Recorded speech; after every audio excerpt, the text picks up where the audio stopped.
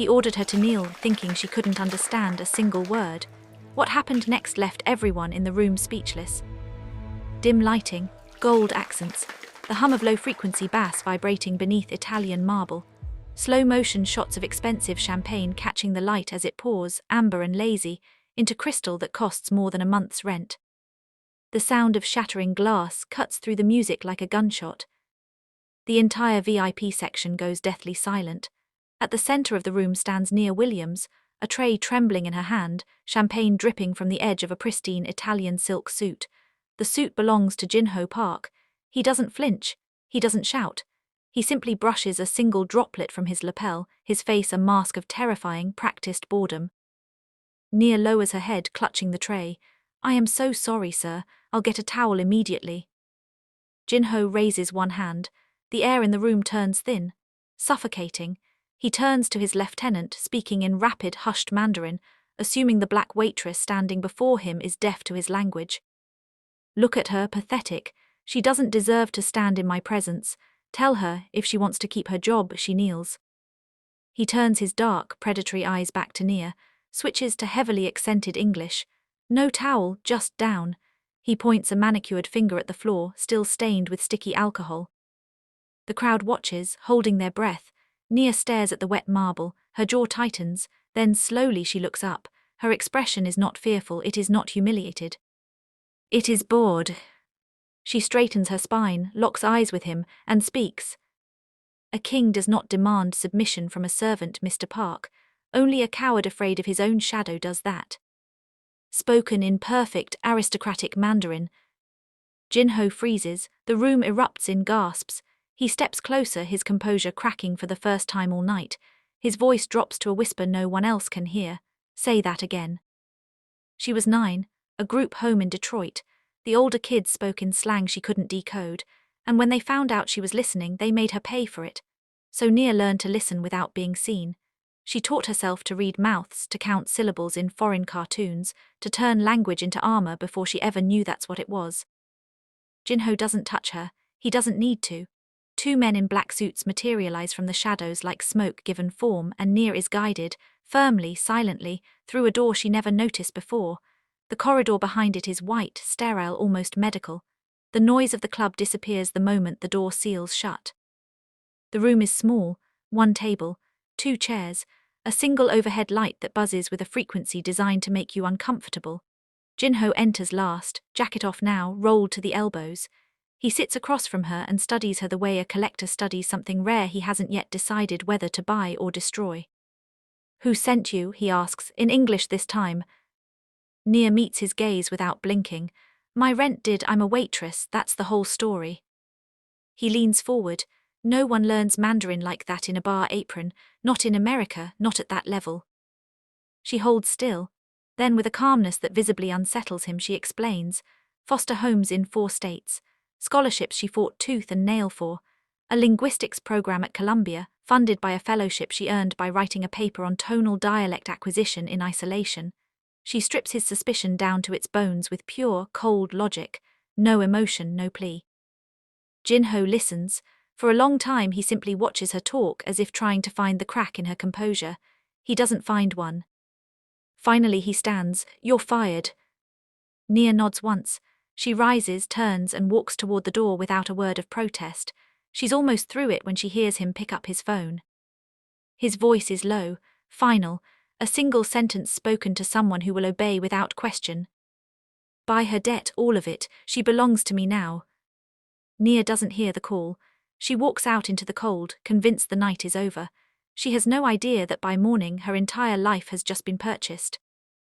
Her brother Marcus, 17, bright, reckless, and convinced he could outplay men decades older than him at a poker table in Chinatown. The first time the debt collectors came, Nia was finishing her dissertation notes. Marcus begged her not to go to the police. "They'll kill me," he said, and she believed him, so she took the waitress job. She took every shift. She built a wall between her brother and the wolves, 1 paycheck at a time. The debt collectors don't come back the next morning. Nia notices this immediately. The absence of their silence outside her door is somehow louder than their presence ever was. She calls the number on the last notice. A woman's voice, pleasant and mechanical, confirms that the account has been transferred. Park Industries. The name settles in her chest like a stone dropped into still water. The black SUV arrives at 2:00 p.m. No sirens, no drama. It simply pulls to the curb and waits, engine idling like a hearse that hasn't yet found its body. A man in a grey suit steps out, not aggressive, not threatening, and opens the rear door with the calm efficiency of a valet. "Mr. Park would like to speak with you," he says. "It isn't a question." Nia stands on the sidewalk for exactly 4 seconds. She calculates Marcus's life, her debt, the leverage Jin-Ho now holds like a key to every lock in her world. She gets in. The penthouse is everything the Jade Lounge pretended to be: vast, cold, immaculate. Floor-to-ceiling glass frames Manhattan like a painting Jin-Ho owns. He's standing at the center of it all, hands clasped behind his back, watching the city the way a general watches a battlefield. He turns, no preamble. "1 week, you translate for me during meetings with a Chinese delegation. Flawless, invisible, precise. You do this correctly, the debt disappears. Entirely." Nia studies him. The offer is clean, too clean, but she has no room to negotiate. She straightens her spine the way she did in the club, the same posture, the same quiet defiance. "I translate words," she says. "I don't clean up your messes." Jin-Ho almost smiles, almost. She accepts, but that night, alone in the guest suite he's assigned her, Nia pulls up everything she can find on Park Industries. What she finds makes her blood run cold. This isn't just a business deal. Someone is trying to kill Jin-Ho Park, and she's just walked into the room where it will happen. Columbia, age 22. Her linguistics professor, Dr. Chen, pulled her aside after a seminar. "You don't just hear languages, Nia, you hear what people are hiding inside them." He was the first person who ever told her that her mind wasn't a liability. It was a weapon. She held onto that word, weapon, longer than she held onto anything else anyone ever gave her. They dress her in slate grey, tailored, understated, nothing that draws the eye, which is exactly the point. Jin-Ho's stylist works in silence, and Nia lets her, studying herself in the mirror not as a woman being made presentable, but as an actress preparing for a role. The character is simple, mute, efficient, invisible. A secretary who speaks only when spoken to and never meets anyone's eyes. The dinner takes place in a private dining room at the top of a hotel that doesn't appear on any public booking platform. 12 people at a long obsidian table. The rival delegation arrives last, 5 men in suits that cost more than Nia's entire wardrobe, led by a man named Wei Shang, whose smile never quite reaches his eyes. Nia sits behind Jin-Ho, notebook open, pen poised. She translates when called upon, clean, precise, never adding a word. The evening progresses like a chess game played over Wagyu beef and imported wine. Then Wei Shang leans toward his own lieutenant. Casual, conversational, he speaks in a regional Sichuan dialect, rare old, the kind of accent most interpreters wouldn't catch, most not Nia. "Let him drink, the tea is ready. By the time he tastes it, there will be nothing left to negotiate." Nia's hand doesn't tremble, her face doesn't change, she waits. She calculates the geometry of the table, the distance between Jin-Ho's cup and his lips. 3 seconds. She reaches forward and knocks the teacup sideways with the edge of her notebook. The ceramic shatters against the table. The room goes rigid. Jin-Ho's jaw tightens. His eyes flash toward her, fury barely contained. She has just embarrassed him in front of every person who matters. His hand begins to rise. Nia leans in close, her lips barely move. The tea was poisoned. He just told his man so. Sichuan dialect, you wouldn't have caught it. Jin-Ho's hand drops. He doesn't strike her. He doesn't even look at Wei Shang. He simply picks up the shattered remains of the cup, holds it in his palm and smiles. A cold, dangerous smile that tells the entire room the game has just changed. Jin-Ho was 19 when he first killed a man. Not with a weapon, with a single sentence spoken in a boardroom in Seoul, a sentence so precisely constructed that it unraveled 3 years of a rival's empire in under a minute. The man was found in his office the next day, a bullet in his desk but not in him. He simply couldn't continue. Jin-Ho learned that day that the sharpest blade was never made of steel. The car ride back is silent for 11 minutes. Nia counts. Jin-Ho stares out the window, watching the city blur past, and she can see the calculation happening behind his eyes, re-evaluating her, recalibrating the value of what she is. He speaks without turning his head. "Why didn't you let me die?" It's not an accusation. It's genuine curiosity, the first time he's asked her anything that isn't a command. Nia considers lying. It would be easy, noble. She could say she was protecting the mission or that she didn't want Marcus's debt attached to a dead man's estate. All true, all incomplete. She chooses the harder truth. I don't like owing people. If you die, I never clear my ledger. Jin-Ho turns to look at her, really looks, and for the first time something shifts in his expression, not softness exactly, recognition. He sees someone who operates on the same cold architecture of logic that he does, someone who has survived not because the world was kind to her, but because she refused to let it break her. You're the first person in 10 years who's told me the truth, he says. Nia doesn't respond. She doesn't need to. The silence between them has changed. It's no longer the silence of master and servant. It's the silence of two people who have just recognized each other across a very wide and very dark room. The ambush comes at 11:52 p.m. The convoy is 3 blocks from the penthouse when the first shot shatters the rear window. Glass rains down like frozen breath. Jin-Ho's bodyguard takes the bullet meant for his employer and crumples sideways. The car lurches. Tires scream against wet asphalt. Nia ducks. Jin-Ho pulls her down with him, one arm across her shoulders, not gentle, not tender, but absolute. Protective in the way a man protects something he has just realized he cannot afford to lose. The car spins. The world outside becomes nothing but noise and fire. Nia learned first aid at 16, not from a class but from necessity. Foster home number 4 had no heat in January and a landlord who didn't answer phones. When the youngest kid, a boy of 6 named Eli, sliced his hand on a broken window, Nia was the one who stopped the bleeding, wrapped the wound, and held him until he stopped crying. No one thanked her. No one noticed. She stopped expecting either. The safe house smells like dust and old concrete. It's a narrow apartment above a dry cleaner in the meatpacking district, the kind of place that exists, specifically, because people like Jin-Ho Park need places that don't exist on any map.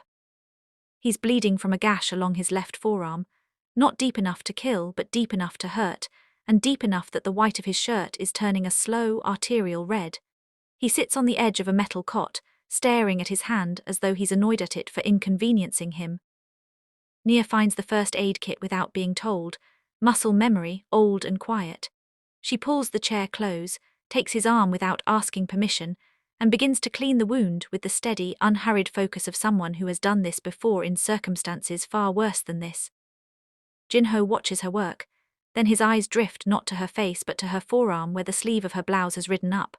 Old scars, thin, white, faded, not self-inflicted. Nia sees him see them. She doesn't flinch.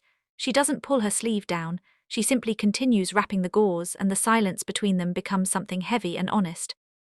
Foster homes, she says, not an explanation, a fact offered plainly like placing a card on a table.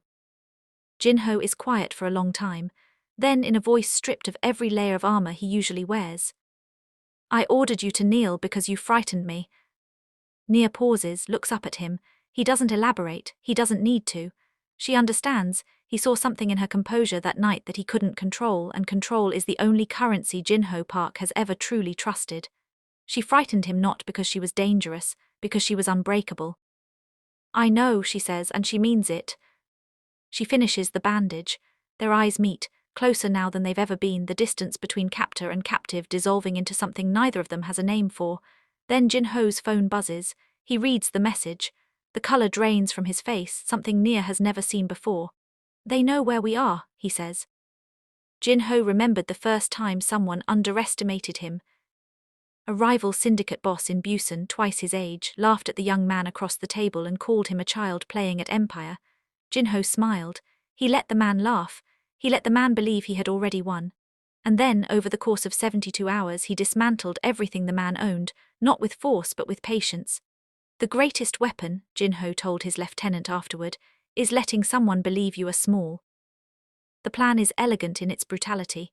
Nia will go in wearing a wire, posing as Jin-Ho's new girlfriend, young, naive, decorative. The rival boss, Wei Shang, is vain enough to enjoy showing off in front of beautiful women. The wire captures everything. Jin-Ho's men infiltrate the building while Wei Shang is distracted. Nia dresses for the role with the same cold precision she brings to everything. Red dress, gold earrings. She practices a laugh that sounds breathless and unintelligent in the mirror, and the performance is so convincing that even Jin-Ho's lieutenant stares. The dinner is a masterclass. Nia plays the part with devastating skill, wide eyes, small smiles, laughter in all the right places. She lets Wei Shang talk. She lets him preen. She lets him believe she is exactly what she appears to be. And then Wei Shang, emboldened by wine and ego, leans in close. He switches to a dialect, obscure, regional, something he assumes no one at this table will catch. The device is in the east corridor, third door. It detonates at midnight. Let the merger sign, let them celebrate, then there will be nothing left of Park. Nia doesn't react. She smiles. She laughs at something Wei Shang said in English. Inside, she is running calculations, distance to the corridor, time until midnight, the number of lives in this building. She touches Jin-Ho's earpiece under the table. 2 taps, their signal. Jin-Ho's voice comes through the wire, low, controlled, furious. Get out now. But Nia doesn't move. She stays in her seat, smiling because leaving now would tell Wei Shang everything. She has 43 minutes to save a building full of people without breaking character. The clock starts ticking. There was a moment, exactly one, when Jin-Ho Park was soft. He was 12, his mother was dying. She asked him to promise that he would never let anyone use his anger against him. He promised. He kept the promise for exactly 3 years before the syndicate took everything from him and the anger became the only thing left worth keeping. He sometimes wondered if she would have understood. He suspected she would have. She always did. Everything collapses at once. The bomb is found, not at midnight but at 11:17 p.m., discovered by one of Jin-Ho's men who moves faster than the plan allowed. Wei Shang sees the commotion. His mask drops. The elegant dinner becomes a war room in seconds. Nia is seized. Not roughly. Wei Shang is too smart for that. He simply places a hand on her arm and guides her to a back room with the gentle firmness of a man who has done this many times before. 2 guards position themselves at the door. Wei Shang's phone rings. He answers in English, deliberately so Jin-Ho can hear. Your territory or the girl. The line goes silent. Jin-Ho doesn't answer immediately. The seconds stretch like taffy, each one a lifetime. Wei Shang smiles. He knows what Jin-Ho Park is. He knows what Jin-Ho has always chosen when it came down to empire or sentiment.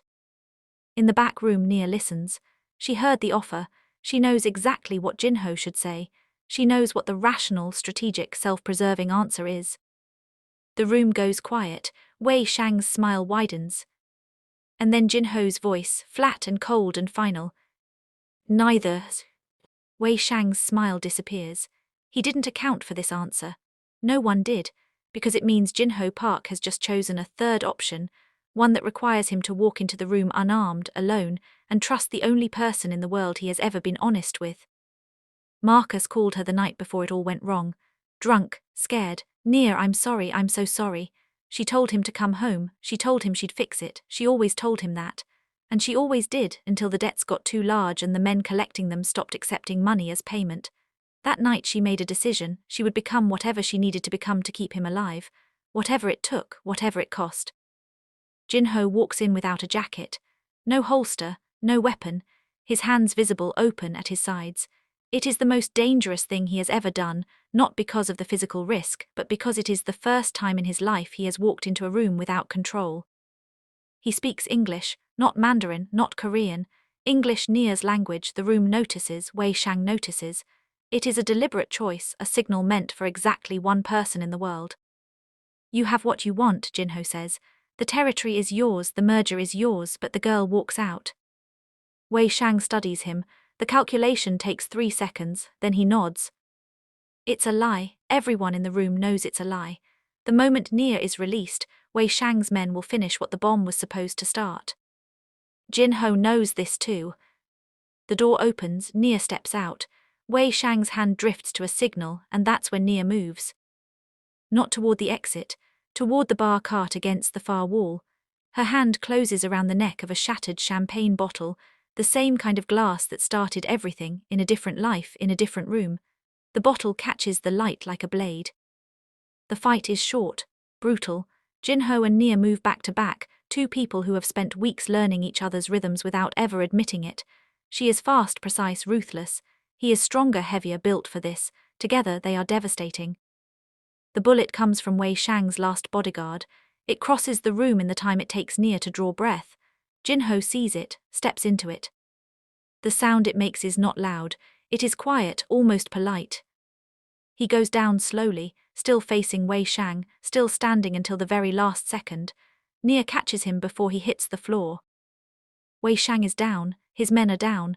The room is silent except for Nia's breathing and the wet, rhythmic sound of Jin-Ho's blood soaking into the carpet beneath them. She presses her hands against the wound. His eyes find hers, and for the first time they are not calculating, they are afraid. "Don't," she says, "don't you dare close your eyes." She dreamed about the foster home in Detroit sometimes, the cold windows, the thin blankets, the sound of other children crying through walls that weren't thick enough to hold anything. In the dream she was always 9, always small, always waiting for someone to come. The dream stopped the night she realized no one was coming. After that she stopped waiting for anything she couldn't build with her own hands. The hospital is private. The kind of place where ambulances arrive without sirens, and no one asks questions they don't already know the answers to.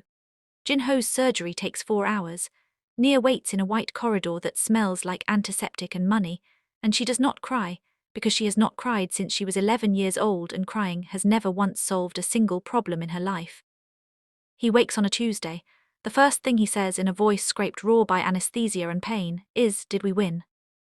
Nia is sitting in the chair beside his bed, still wearing the red dress from the night before, now stained and torn and carrying the weight of everything that happened in it. She looks at him. She lets herself smile, small, tired, real. "We won," she says. The rivals are crushed. Wei Shang is arrested within 48 hours, federal charges, the kind that don't come with bail. Jin-Ho's territory holds. The merger, restructured under new terms, becomes legitimate. The empire survives. Nia's debt is cleared, officially, permanently. Marcus calls her from his apartment, voice shaking, and tells her he's enrolling in a program, starting over. She tells him she's proud of him and means it more than she has meant almost anything. She packs her apartment in 3 hours. A PhD to finish, a life to rebuild, quiet, clean, entirely her own. She is leaving New York, she is leaving all of it behind. The black SUV is waiting outside her building. Same model, same driver, same silence. Jin-Ho is leaning against the passenger side, arm in a sling, looking like a man who has recently been reminded that he is, in fact, mortal. He's not wearing a suit. He's wearing a simple black coat, open at the collar, and the wind is catching the edge of it. He doesn't offer her a job. He doesn't ask her to stay. He holds out a single piece of paper, a contract. She takes it, reads it in silence. It is not a translator's agreement, it is not a severance, it is a partnership, equal shares, her name first. Nia looks up from the paper, looks at Jin-Ho Park, the man who ordered her to kneel, who bought her debt, who took a bullet meant for her, who walked into a room unarmed because she was worth more to him than an empire. She smiles, not the careful, calculated smile she has worn like masks for years, a real one, the kind she hasn't worn since before the world taught her not to. "Your grammar is still atrocious," she says. Jin-Ho laughs, actually laughs, a sound his own lieutenant has never heard in 11 years of service. Nia folds the contract, slides it into her jacket pocket and gets into the car. Not as a servant, not as a captive, not as a translator. As an equal. She corrects his grammar one last time before the car pulls away. The city swallows them whole. And somewhere, in a language no one else in the room will ever understand, two people begin something that neither of them has a name for yet.